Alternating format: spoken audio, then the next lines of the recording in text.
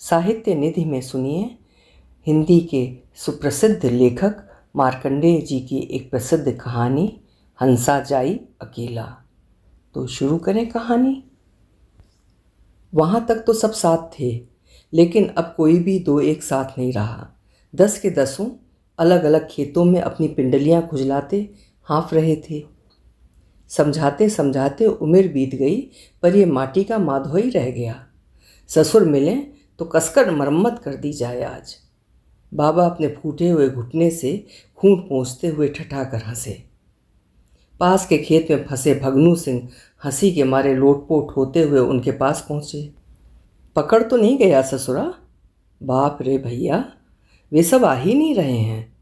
और वो लपक कर 4 कदम भागे, पर बाबा की अडिगता ने उन्हें रोक लिया।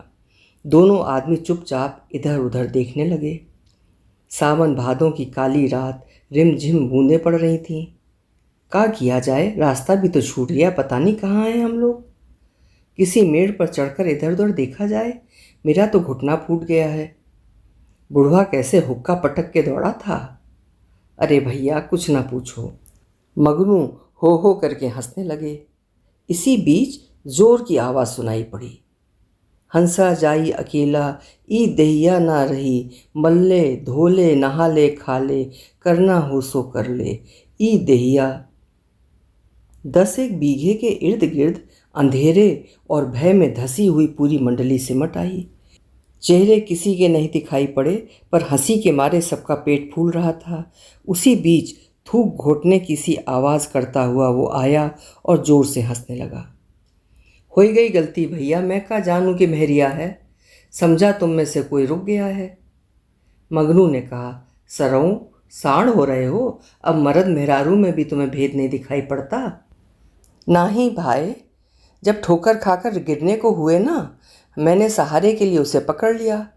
फिर जो मालूम हुआ तो हक बका गया। तभी बुढ़वा ने एक लाठी जमा दी। खैर कहो निकल भागा। उसने झुककर अपनी टांगों पर हाथ फेरा। नीचे से ऊपर तक झरबेरी के कांटे चुभे हुए थे। ससुरे को बीच में कर लो, बाबा ने कहा। मगनू कहने लगे, चलो मेहरारू तो छू लिया, ससुरे की किस्मत में लिखी तो है नहीं। उसे लोग हंसा कहते हैं। काला चिट्टा बहुत ही तगड़ा आदमी है। उसके भारी चेहरे में मटर सी आँखें और आलू सी नाक उसके व्यक्तित्व के विस्तार को बहुत सीमित कर देती है। सीने पर उगे हुए बाल किसी भींट पर उगी हुई घास का बोध कराते हैं। घुटने तक की धोती और मार्किन का दुगज्जी गमछा उसका पहनावा है। वैसे उसके पास एक दोहरा कुर्ता भी है, पर वो मौके झोंके या ठारी के दिनों में ही निकालता है। कुर्ता पहनकर निकलने पर गांव के लड़के उसी तरह उसका पीछा करने लगते हैं, जैसे किसी भालू का नाच दिखाने वाले मदारी का। हंसा दादा दुल्हा बने हैं दुल्हा, और नन्हे नन्हे चूहों की तरह उसके शरीर पर रेंगने लगते हैं। कोई चुटैया उखाड़ता है तो कोई कान में पूरी की पूरी उंगली डाल देता है। कोई लकड़ी के टुकड़े से नाक खुजलाने लगता है तो कोई उसकी बड़ी बड़ी छातियों को मुंह में लेकर हंसा माई का नारा लगाने लगता है। इसी बीच एक मोटा सोटा आ जाता है। वो हंसा के कंधे से सटा कर लगा दिया जाता है और हंसा 2-1 बार उस पर उंगलियां दौड़ाकर आलाप भरते भरते रुक कर कहता है, बस ना। और लड़के चिल्ला पड़ते हैं, नहीं दादा अब हो जाए। कोई पैर से लटक जाता है तो कोई हाथ से।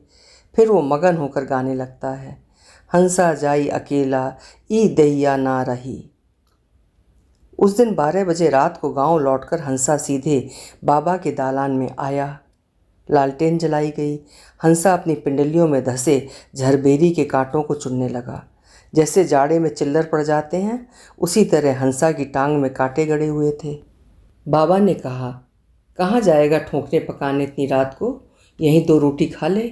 और झरबेरियों के कांटे देखे तो उन्हें जैसे आज पहली बार हंसा की भीतरी जिंदगी की झांकी दिखाई दी। इतनी खेतबाड़ी, ऐसा घर द्वार, पर एक मेहरारू के बिना बिलल्ला की तरह घूमता रहता है।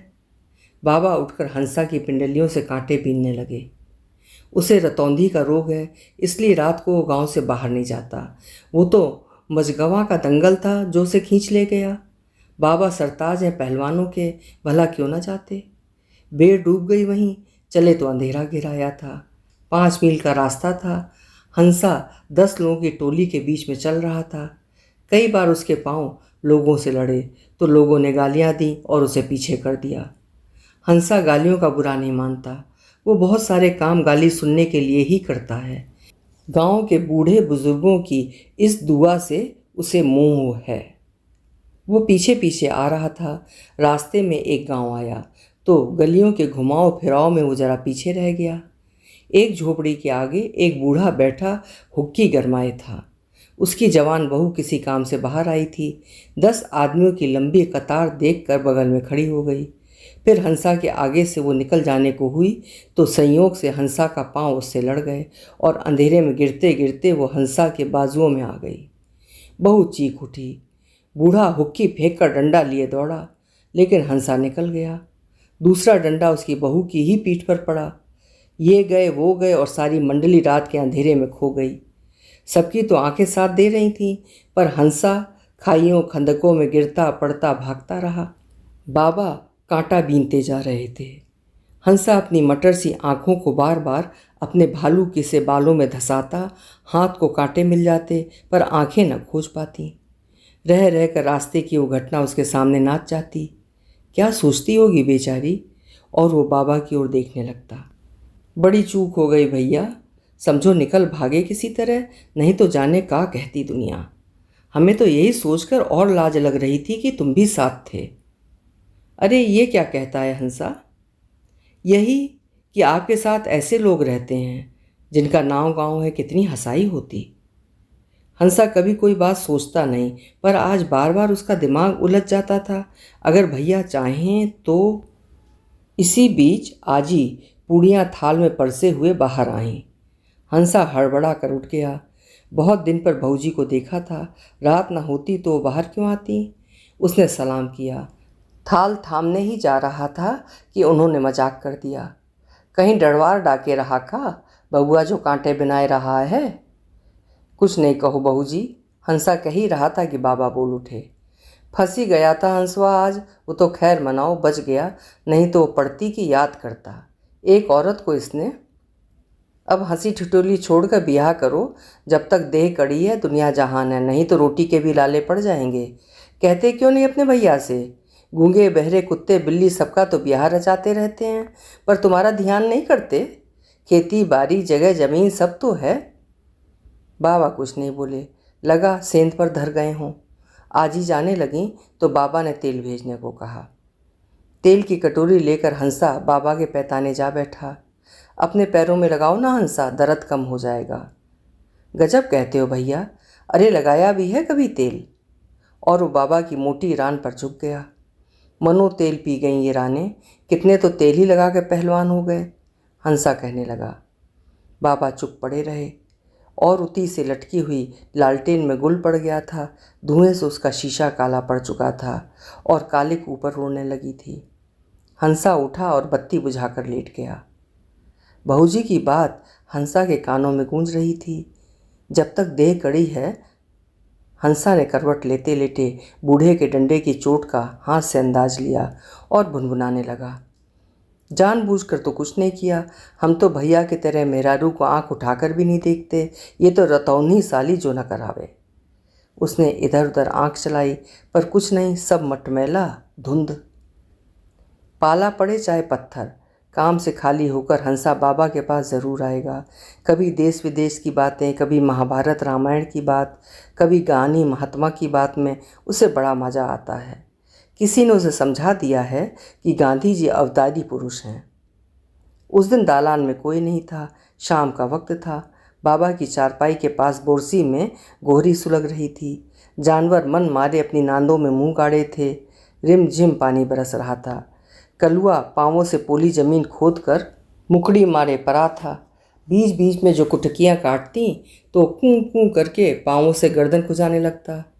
इसी बीच एक आदमी पानी से लथपथ कीचड़ में अपनी साइकिल को खींचता आया और जैसे ही साइकिल खड़ी करके दालान में घुसने लगा, हंसा ने कहा, जय हिंद की गणेश बाबू, जय हिंद हंसाबाई, जय हिंद। उसने अपने झोले से नोटिसों का पुलंदा निकाल के बाबा के आगे रख दिया। हंसा बाबा की गुड़वारी बैठ गया। बाबा नोटिस पढ़कर बोले, कैसे होगा, बरखा बूनी का दिन है। हंसा कुछ समझ नहीं सका। जब उसका पेट फूलने लगा तो वो बोल बैठा, का है भैया? कोई सुशीला बहन आज यहाँ गांधी जी का संदेश सुनाना चाहती हैं। जिला कमेटी की नोटिस है। क्या लिखा है नोटिस में? हंसा मुंह बाकर उसे देखता बोला, तनी बाँच दो भैया, गवनई भी ना होगी। अरे वही, जागा हो बलमुआ गांधी टोपी वाले। हंसा ने खूंटी पर टंगी ढोलक उतार कर गले में लटका ली और एक ओर पड़े फटहे झंडे को लेकर लाठी में टांग लिया। 2 बार ढोलक पीटी। फिर जागा हो बलमुआ गन्ही टोपी वाले आए गई लें, टोपी वाले आए गई लें गाकर ढोलक पर घड़म घड़ाम घुम घुम घड़म घड़ाम घुम घुम। मिनटों में 50 लड़के आ जुटे। चल पड़ा हंसा का जलूस। मुसल्ला की गवनई जौने में वीर जवाहिर की कहानी है। दल के दल, लड़का बच्चा सब बोलो बोलो गांधी बाबा की जय। और फिर जागा हो बलमुआ और हंसा की ढोलक गमकती रही। क्षण भर में जैसे सारे गांव को हंसा ने जगा दिया हो। जिधर देखो लोग चले आ रहे हैं। लड़के गांधी बाबा को क्या जाने, उनके लिए तो हंसा ही सब कुछ था। एक उनके आगे झंडा तान कर कहता, बोलो बोलो हंसा दादा की जय। कुछ कहते जय और कुछ कहते छय। फिर जोर से हंसी चारों ओर छा जाती। कुछ बूढ़े नाक फुलाते हुए सुरती की नास ले अपने सुतलियों के ढेरे पर तेज चक्कर देकर कहते, मिल गया ससुरे को एक काम। गन्ही बाबा का पायक काहे नहीं हो जाता? कोनो कांग्रेसी जात को जात मेहरारू मिल जाती। गन्ही को कोई विचार थोड़े है, चमार सियार का छुआ छिरका तो खाते हैं। हंसा को फुर्सत नहीं है। बाबू साहब का तगर पोस और बाबू राम का चमकौआ चादर तो आना ही चाहिए। बाबा चुपचाप बैठे हैं। धीरे धीरे गांव सिमटता आ रहा है। दालान भरता जा रहा है। अंधेरे की गाढ़ी चादर फैलती जा रही है। रिम झिम पानी बरस रहा है। 4 लालटेनें जल रही हैं। बुला तो लिया पानी बूनी में, हल्ला भी पूरा मचा लिया, पर ठहरेंगी कहाँ सुशीला? कुछ खाना पीना? आने पर देख लेंगे, अपना घर तो खाली ही है। खाने की भी चिंता ना करो, घी है ही, पूड़ी उड़ी बन जाएगी। कहता हुआ हंसा बाहर निकला। हंसा संभाल संभाल कर चल रहा था। अंधेरे की वही धुंध, वही मटमैलापन। आखिर वो क्या करे कि उसे दिखाई पड़ने लगे।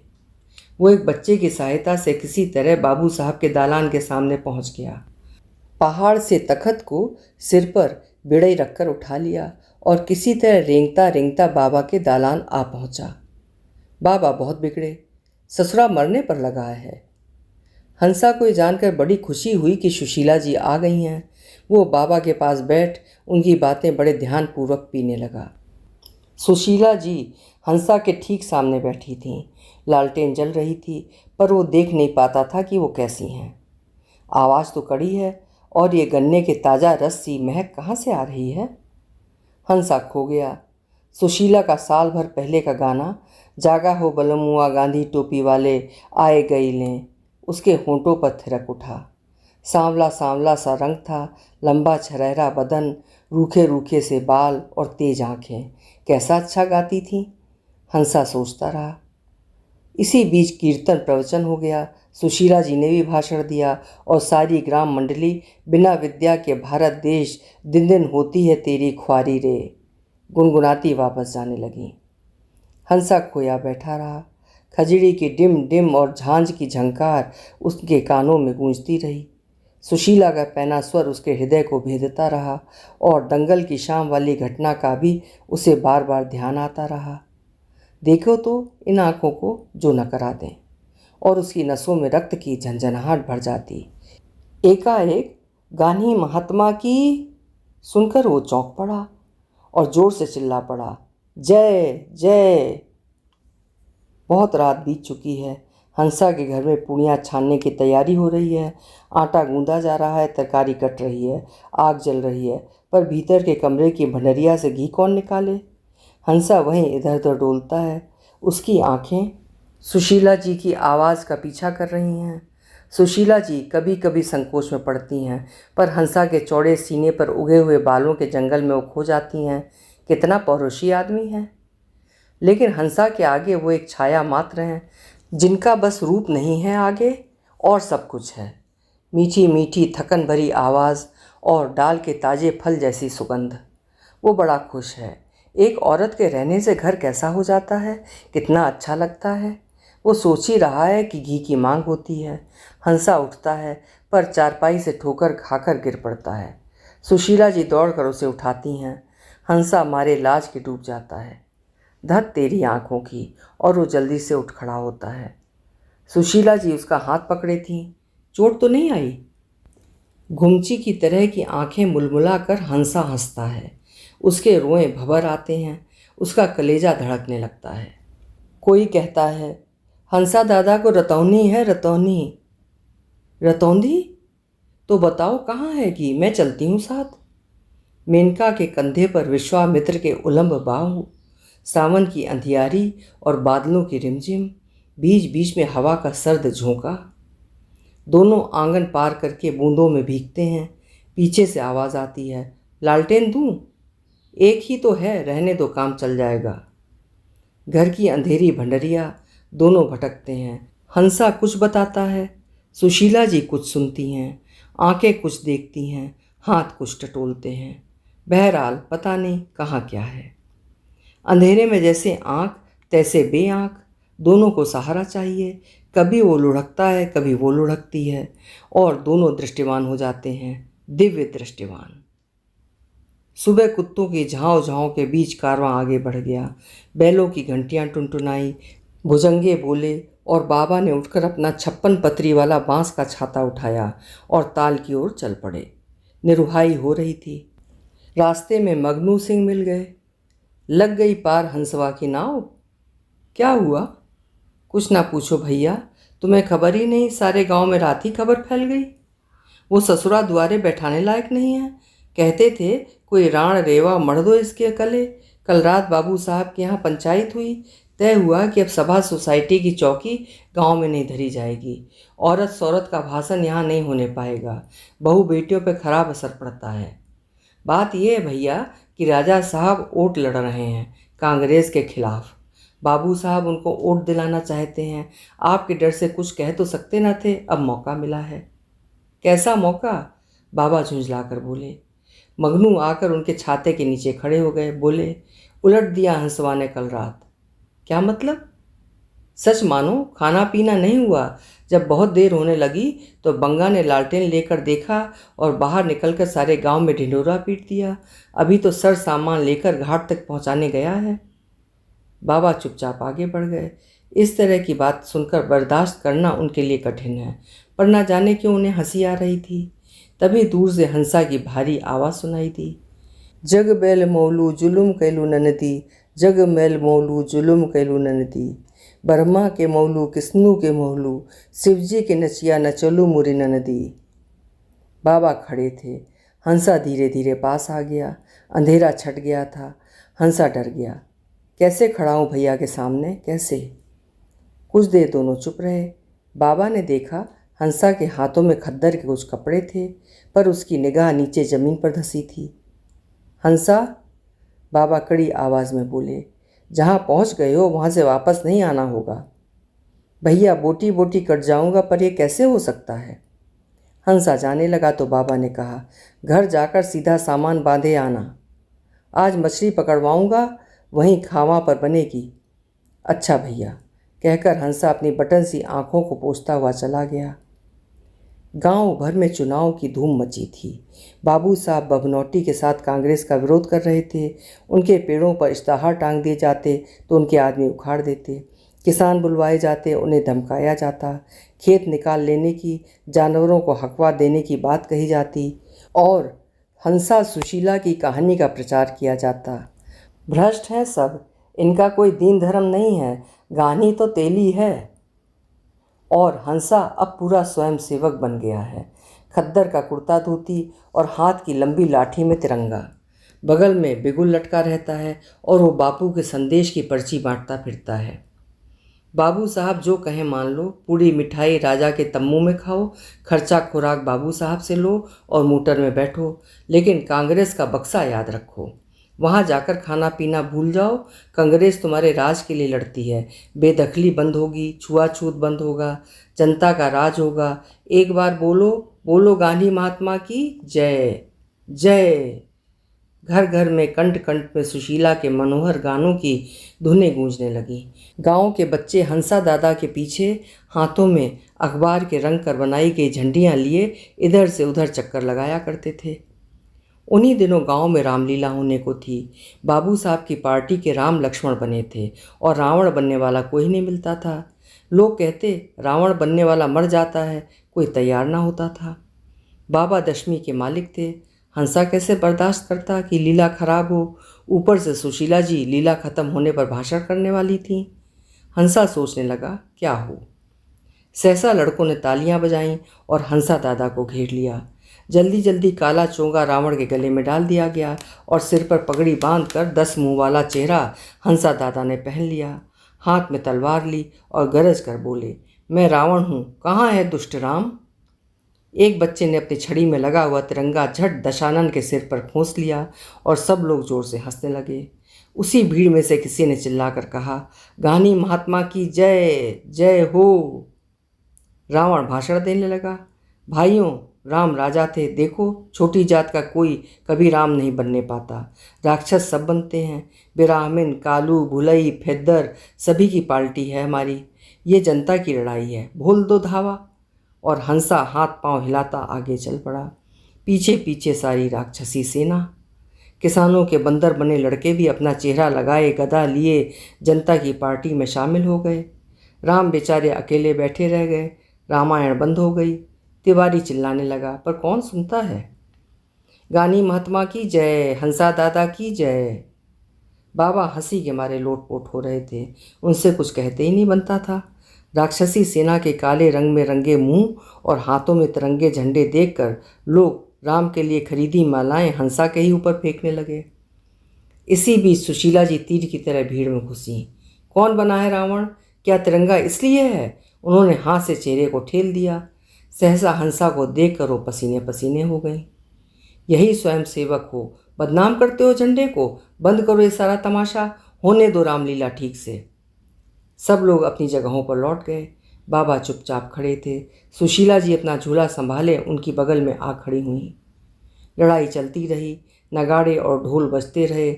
सठे के रंगे हुए तीर छूटते रहे, पर रावण मरे तो क्यों मरे।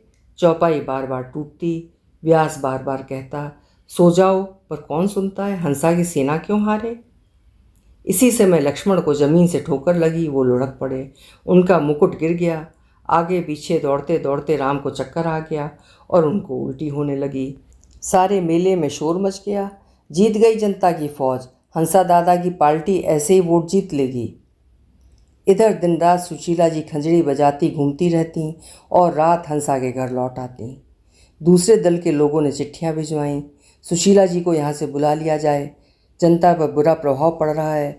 चुनाव के 2 दिन पहले उन्हें नोटिस मिली कि वो बाबू के आदर्शों को तोड़ रही हैं, इसलिए उन्हें काम से अलग किया जाता है। वो हंस पड़ी थी। ईश्वर ने पति से अलग किया और अब बापू के नकली चेले उन्हें जनता से अलग करना चाहते हैं।